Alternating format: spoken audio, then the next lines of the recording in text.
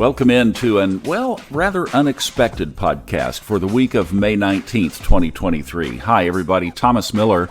This has been an eventful week. Not only am I coming to you from the Fred Dodson Levels of Energy seminar on the east coast of Florida, but also our friends at Merriman Market Analyst have a new podcast, and it is this one.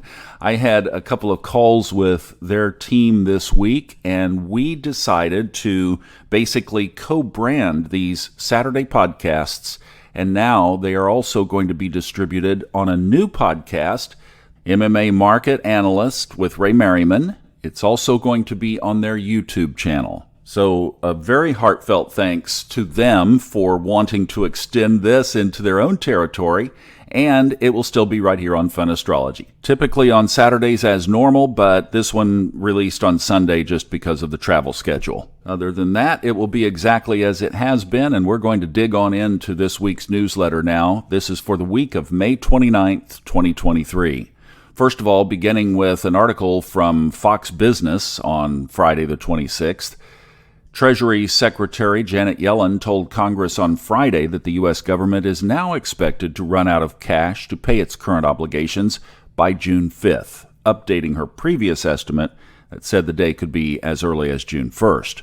Also a quote on the same day on Friday from the PIMCO Twitter feed. This is from the CEO of PIMCO, Mohammed El Arian. He says, like many economists and market participants, my working assumption has been and remains that Washington, D.C. will resolve the debt ceiling saga.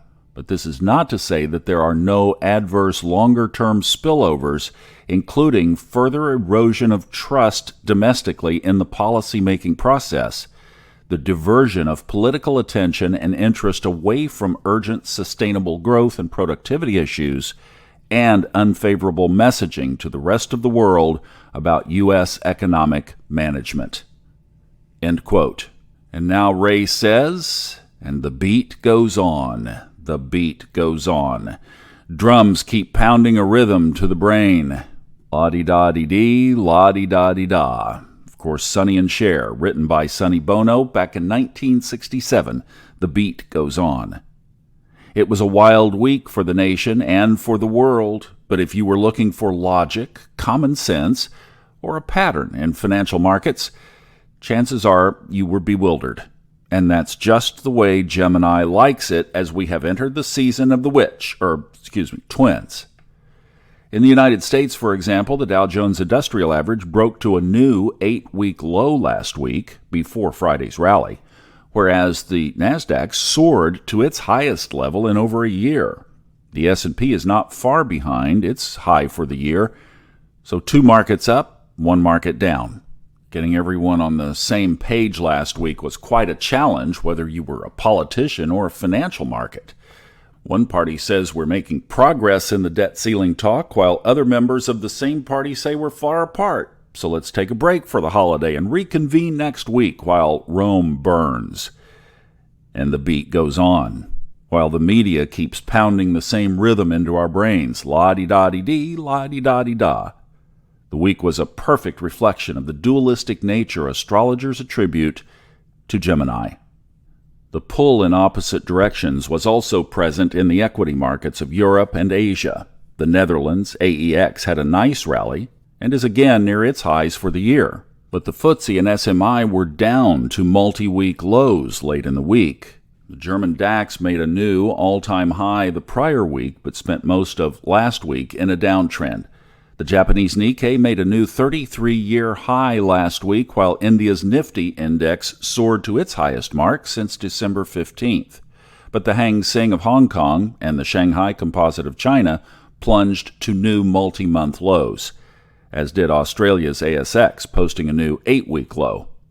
Some Fed governors started expressing a bias toward raising interest rates in June, which also resulted in a spike up in the U.S. dollar and a sharp decline in gold, and especially in silver. A similar pattern was noted with Bitcoin. But if I'm reading the stars right, there won't be another interest rate hike with Jupiter now in Taurus for the next year. Taurus likes things stable. Of course, Uranus is there too, and Uranus is anything but stable. Another conundrum. just like the basic nature of Gemini. Gemini is a sign of intelligence, but intelligence doesn't bestow stability on the genius. Now, short-term geocosmics and longer-term thoughts. Here's an article from May 24th from The Economist. Article is entitled, "DeSantis is a truer believer, if a lesser politician, than Trump." Quoting, Mr. DeSantis shares Mr. Trump's lack of humility, but not his lack of discipline and understanding of government. Mr. DeSantis is the thinking Republican's populist. He argues that the left has taken control of America's core narratives through undemocratic means by seizing cultural and corporate institutions, and is telling stories that warp young minds and curtail freedom. America's institutions are not just corrupt, they are insidiously corrupting. End quote. And this from the Washington Times, May 25th. Article entitled, 35 Freedom Caucus members demand McCarthy expand debt limit negotiations with Biden. The House Freedom Caucus Thursday threw a wrench in Speaker Kevin McCarthy's plans to finalize a debt limit deal with President Biden, demanding new provisions in exchange for their votes. 35 members of the hardline group sent a letter to Mr. McCarthy outlining a new conservative wish list. The lawmakers wrote that the GOP unity behind Mr. McCarthy would be endangered if the demands were unmet. End quote. Ray says, "It's hard to tell which party and which leaders are undermining America's core foundations the most. But with transiting Pluto still in the orb of the nation's moon, conjunct Pluto in the founding chart of July 2nd, 1776, and with the observation that Pluto's major events happen around 1 to 2 years after the aspect separates, the danger of the divisiveness wrought by uncompromising extremists and hardliners of both parties threatens both the union and the unity of the population. Pluto, more than all other planets, exhibits an incubation period prior to manifestation. So, more often than not, events happen as other planets apply or move toward their aspects. With the transit of Pluto, the events related to the planets involved tend to occur after the aspect separates. Oh, he is hitting on some territory that I personally have been observing as well, so this is great stuff right here. He says, that means that the causes underlying the need for transformation and reform are sown during the aspect, but the results of those behaviors that can be destructive usually don't become obvious until later, when it's too late, and the symptoms are too far entrenched to do anything about it, except to resign oneself to the reality and just start over along a new path. Wow. That was me. He says, there is still time and support from the cosmos to make the necessary agreement before the current debt crisis explodes due to the compromising nature of a few extremists who could derail the process and lead the nation into default or downgrade its credit worthiness. This is noted in the approaching sextile between Jupiter and Saturn on June 19th. As an applying aspect, perhaps an agreement is possible sooner than later. However, with Pluto still in its incubation period prior to the nation's natal Moon-Pluto conjunction in late Capricorn, there are yet other deep social, political, and economic conflicts to resolve before the United States of America actually becomes united again.